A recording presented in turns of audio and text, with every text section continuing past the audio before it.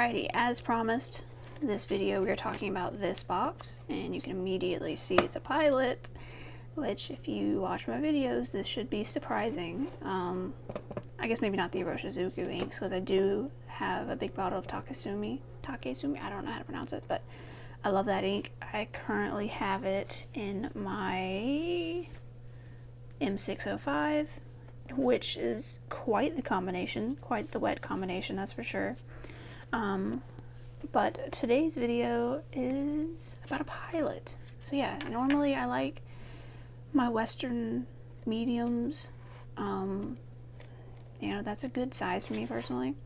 But I decided to get something a little different, something a little more practical that maybe I can use on more paper without worrying about feathering as much and whatnot.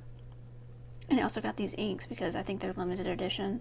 When I went to go buy the pen, well, actually I'd been planning to buy this pen for a long time. You probably already know what it is, probably already in the title. I've talked about it before. But I'd been thinking about getting it, and then I got an email that they had these limited edition inks. And I was like, okay, I'll just buy them all right now.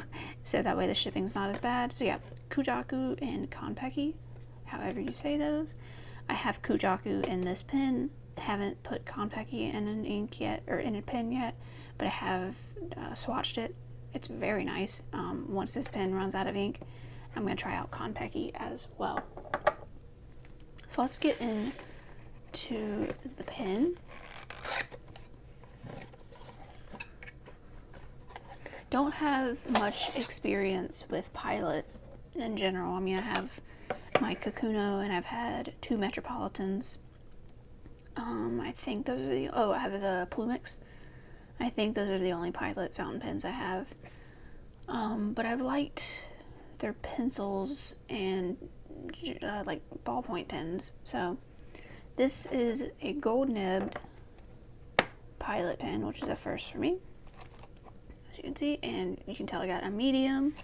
Comes with an ink cartridge, which I also got a Con 70 with it, so I just use that.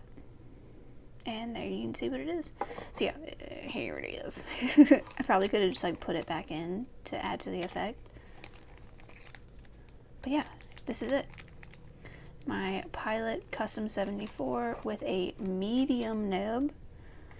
And this is the dark blue Japanese. I think you can only get it in Japan. So it's like a special Japanese trim. Dark blue with gold trim. It actually, I don't know if it'll come across in video, but it has a slight purple to it. I asked my mom if she saw it too, and she said it just looks like a dark royal blue, so maybe that's just me. It is blue, like it's definitely a dark blue, but I swear I see a little bit of hint of purple in there. But yeah, here it is. See if I can get in on that nib a little bit.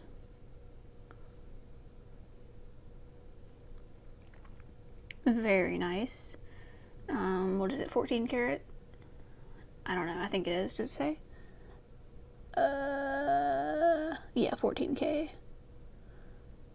And of course, why do I always go for glossy pens that just get all my finger bits on them and all sorts of gross stuff? But then I'll show you, I also have the Con 70 in there, which has been working fantastic so far.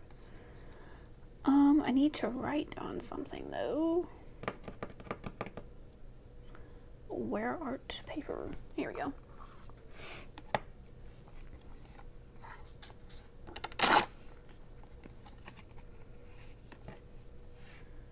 Let's get you a little closer to that.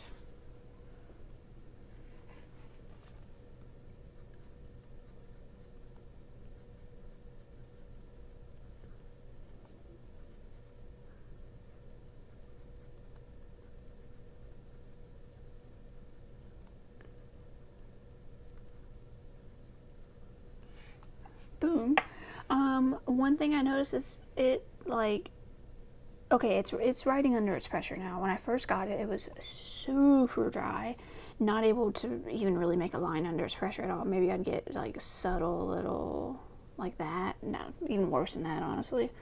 I did a ton of work to it and it just kept going back to the tines being way too close, but I let it sit overnight, and I don't know if it was all the work I did to it or the just letting it sit overnight, but it's a lot better now.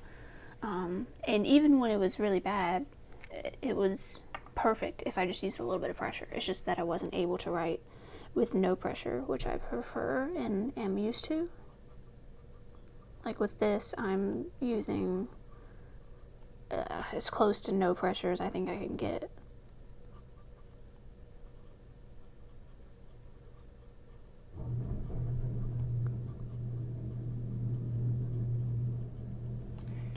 So I'm just using some comparisons.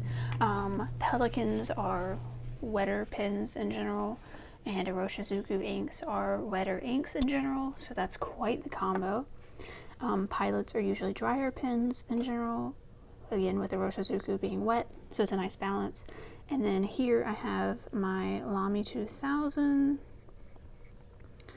medium with Colorverse Redshift, so that is a generally wet pen with a dry ink. I can't say whether Colorverse is generally dry or wet, because I think depends on the ink, but I think from the ones I've used, they're generally drier, but of course they do have some wetter ones. But yeah, I think the ones I've used have been mostly dry. So yeah, that gives you a good comparison. I was thinking about going broad with the Custom 74, but I'm glad I went medium because it's still pretty broad, and it allows me, I'm hoping to write on crappier paper. Do I have any crappy paper nearby? Not really, even those index cards are pretty good. They're made by Kokyo, so no. But Custom 74, that's all there is to it. Loving it so far. Comparing it to these other pens, I do generally still love the broader nibs, but I am thoroughly enjoying the Custom 74. I love the body.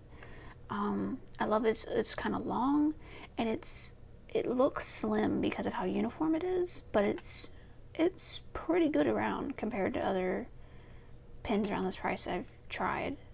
Like it's a broader, or not broader, it's got a bigger diameter than something like a 1911 Slim, or is it Slim or Standard? I always forget. 1911S, whatever, which is just too small around and uncomfortable. So loving it, very comfortable, love all of these.